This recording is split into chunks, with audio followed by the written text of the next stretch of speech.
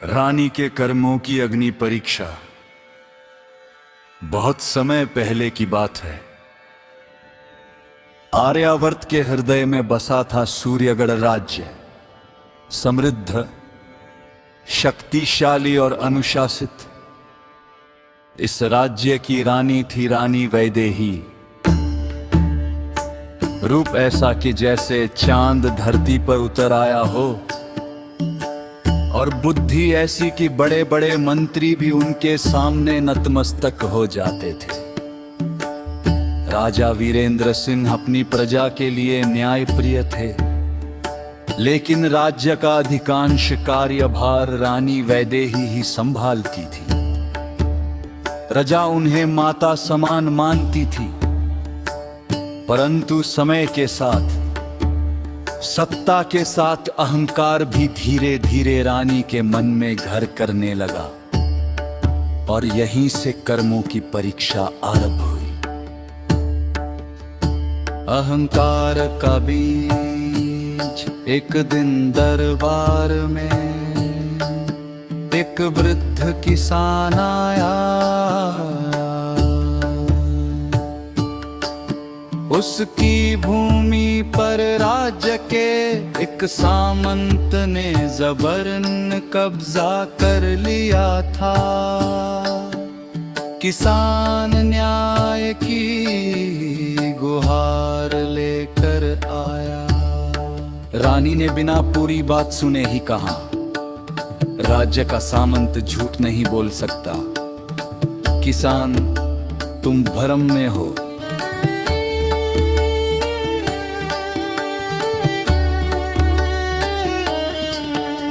किसान रोता रहा, गिड़गिड़ाता रहा, लेकिन रानी ने उसे दंड देकर दरबार से निकलवा दिया।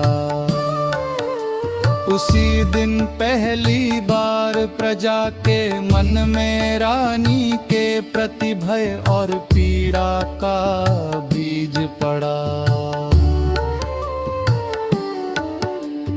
राजा वीरेंद्र ने समझाने का प्रयास किया, न्याय में पद नहीं, सत्य देखा जाता है।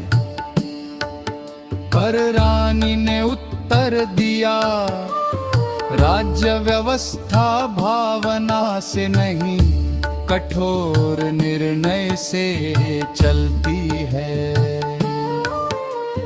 कर्मों का लेखा। समय बीतता गया, रानी के निर्णय कठोर होते चले। गरीबों की भूमि कर में चली गई, निर्दोष दंडित होने लगे, और चापलूस दरबारी ऊंचे पदों पर पहुंचते गए। महल के एक कोने में रहने वाली वृद्ध दासी माठ का अक्सर रानी से कहती, महारानी, कर्म कभी मौन नहीं रहते, वे समय आने पर बोलते हैं। रानी हंसकर कहती, मेरे कर्म राज्य के लिए है, मुझे किसी परीक्षा का भय नहीं।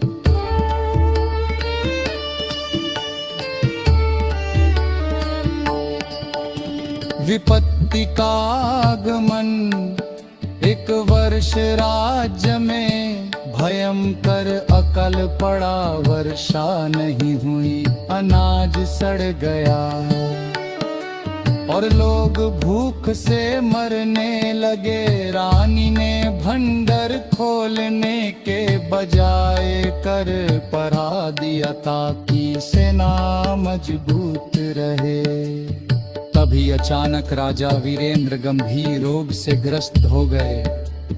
वैद्य आए, तांत्रिक बुलाए गए, पर कोई लाभ नहीं हुआ।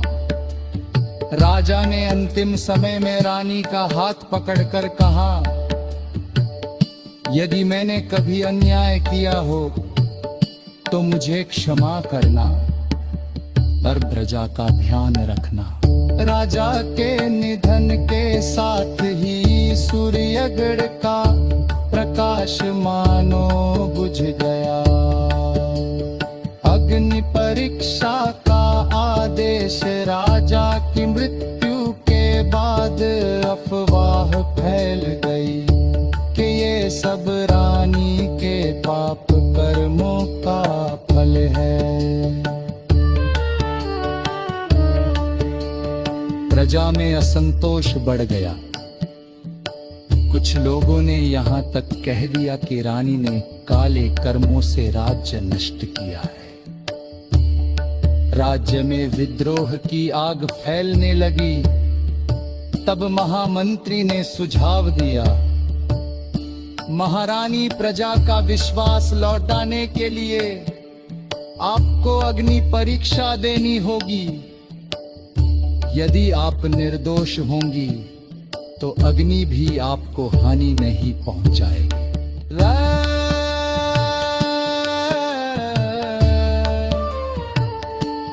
रानी को ये अपमान लगा, पर राज्य की शांति के लिए उन्होंने स्वीकार कर लिया।